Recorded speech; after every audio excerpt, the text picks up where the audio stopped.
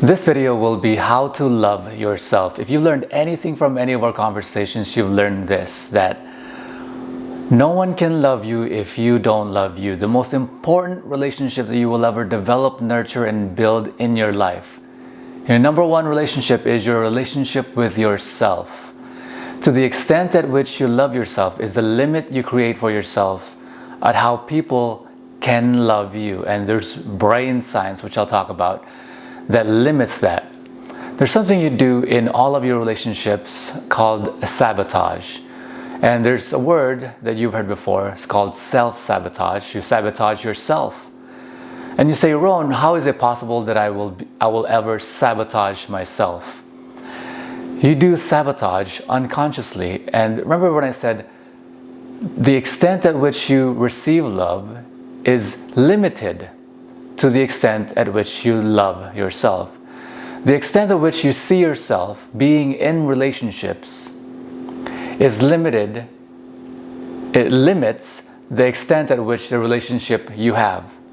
In other words, if your goal, if you would like, and I know you would do this, if you would like to have amazing, great, grandiose, and fantastic, wonderful relationships, it'll have to begin with your perception of yourself. Because if you receive more love, for example, you receive more love, or some great guy or some great gal comes into your life and they give you tremendous pouring amounts of love, you will sabotage, you will destroy that relationship because you won't feel you deserve that thing.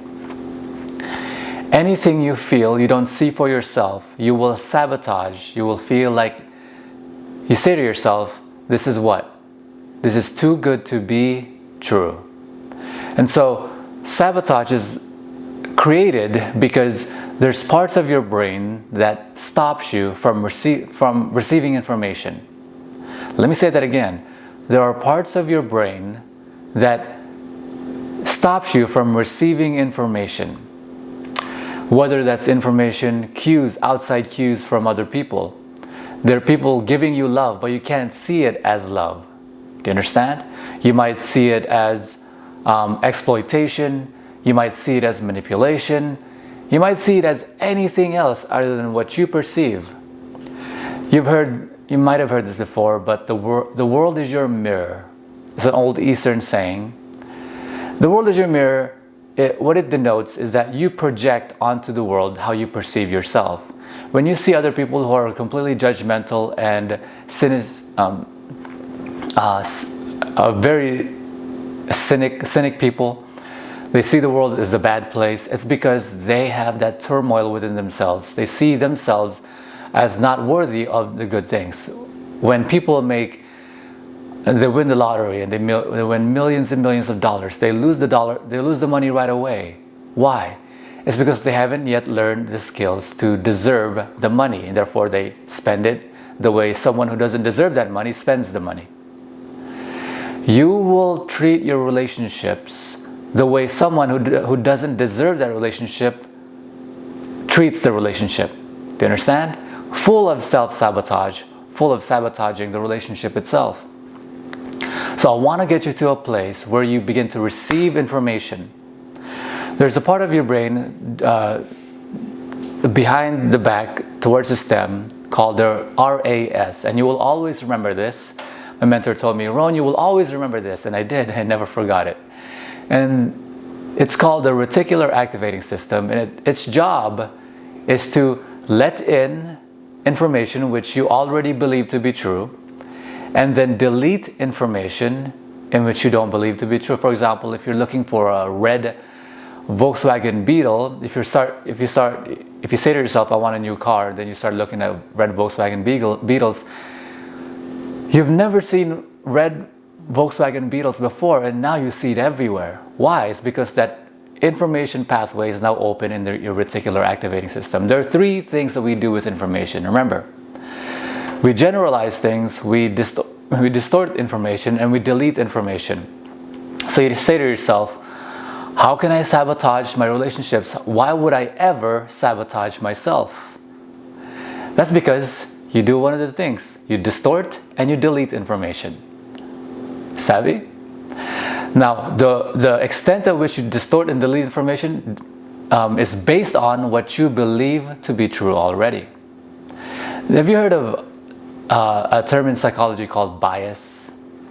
We all have bias towards something, and that's because of that. Because we distort information and we delete information. If, for example, we like somebody, or we like a politician, or we like some leader, or we like some famous person, or we like one of your friends, you will have a bias towards them. Why? It's because you distort information, you delete information so that you buy into them.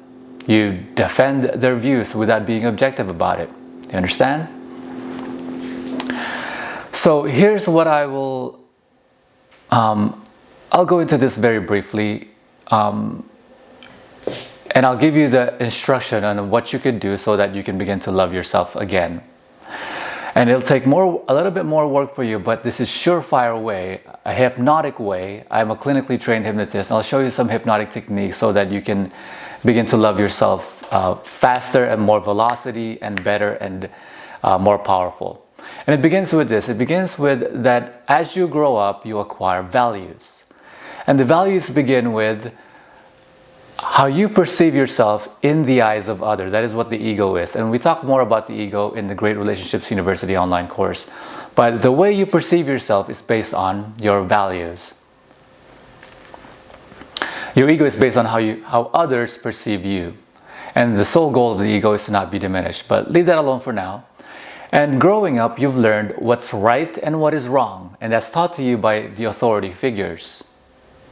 The authority figures being whoever raised you, whether it's your parents or whether it's your peers. And they tell you what is right or wrong. And that is your moral compass in your mind. In your mind, you've determined, to determine something is to have a strong opinion about something. You're determined about it. You've determined for yourself what is right and what is wrong. In the context of your behaviors and in the context of how you perceive yourself. How you value yourself.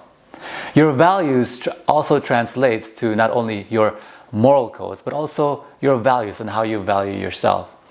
And so they have ingrained in you, in your brain, these vocal tracks.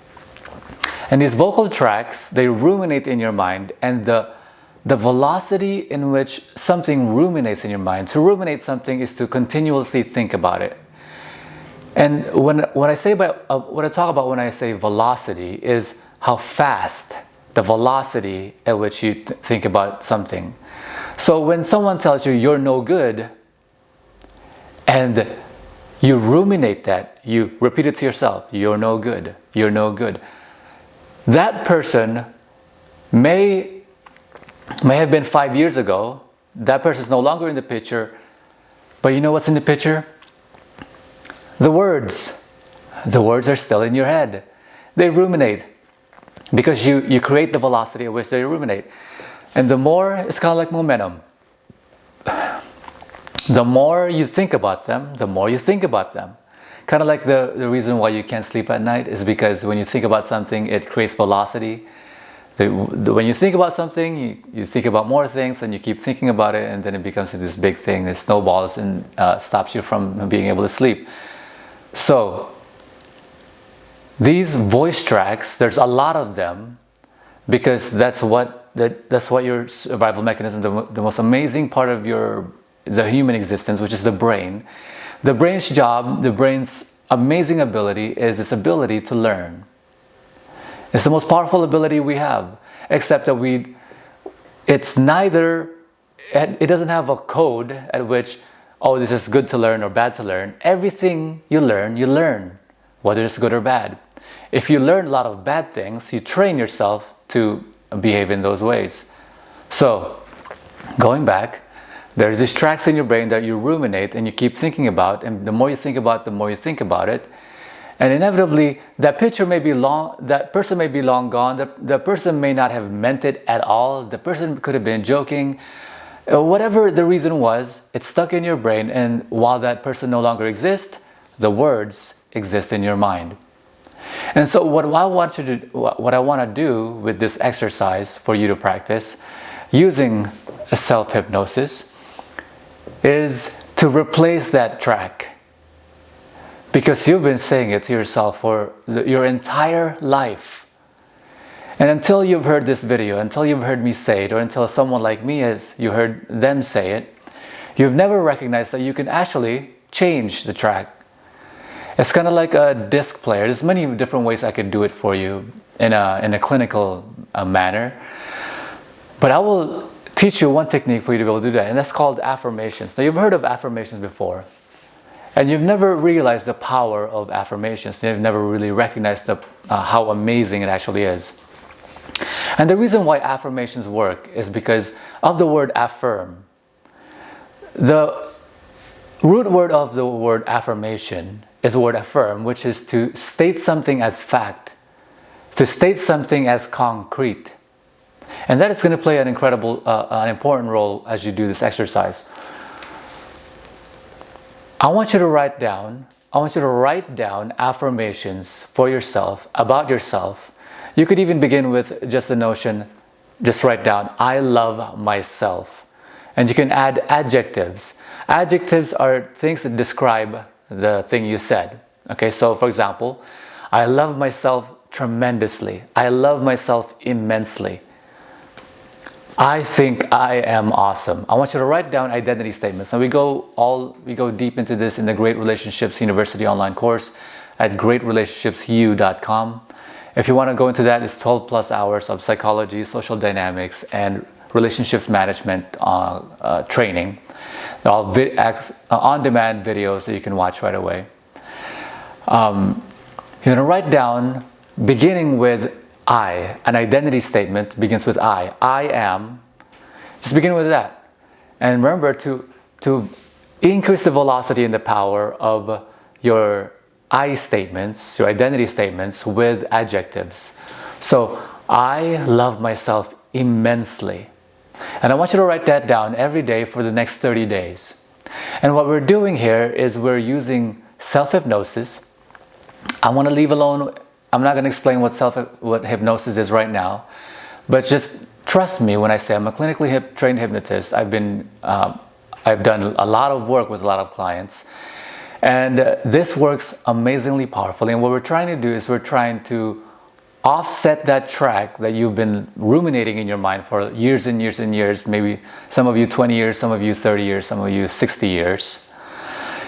And you want to replace that neurological structure with new identity statements. And just the idea that it's an identity statement, which is there's your identity.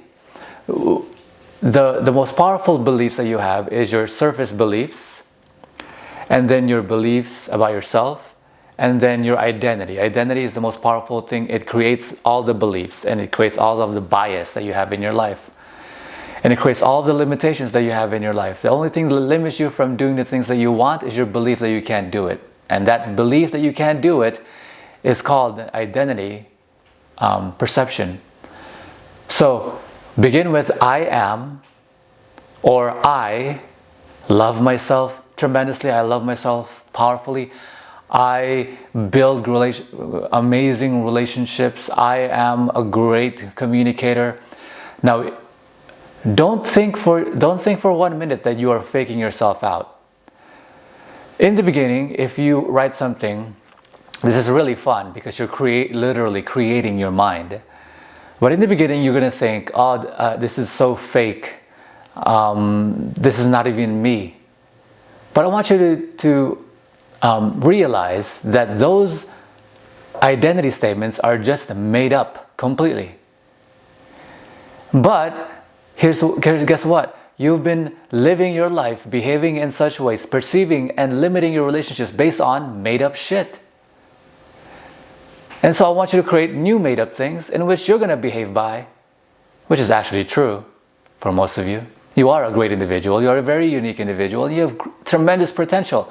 You're watching this video. You've gone far enough to watch all the way down to this talk. I know you're smart. I know you want personal development. I know you want great relationships. I know you want to better the world. So begin with that.